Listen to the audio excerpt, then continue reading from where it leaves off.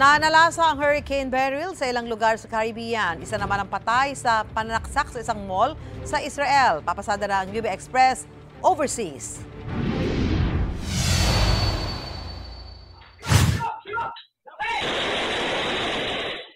Nahuli kamang pananaksak ng isang lalaki sa dalawang sundalo sa isang mall sa Carmel, Israel.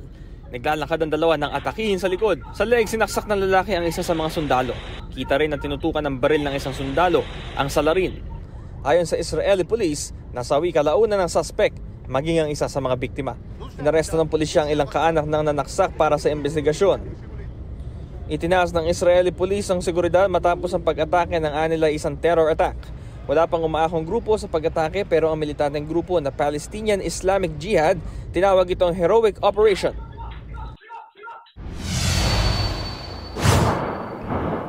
Back in action. Ganyan inilarawan ang pagbuga ng lava ng Voragine crater ng Mount Etna sa Nicolosi, Italy. Yan ay matapos ang 4 na taong hindi malalakas na pagbuga nito ng lava. Ngayon, umaabot sa 3,000 taas na metro ang buga. Mayroon din itong paggalaw ng lava sa loob ng crater. Ikinamanghayan ng mga turista sa Mount Etna na pinakamataas na active volcano sa Europe.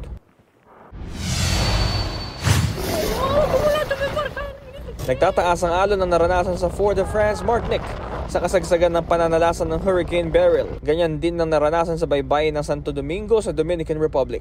Naghahanda na rin ng mga otoridad doon sa posibleng epekto ng bagyo.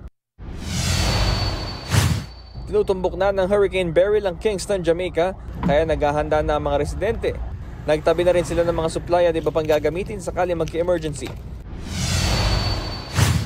Nawasak naman ang maraming bahay at natumba ang maraming puno sa Union Island sa St. Vincent and the Grenadines matapos hagupitin ng Hurricane Beryl. Walang naiulat na namatay o nasugatan. Ito ang unang balita, Bam Alegre para sa GMA Integrated News. Mga kapuso, para una ka sa mga balita, mag-subscribe sa GMA Integrated News sa YouTube. Sa mga kapuso abroad, subaybayan niyo po kami sa GMA Pinoy TV at sa www.gmanews.tv.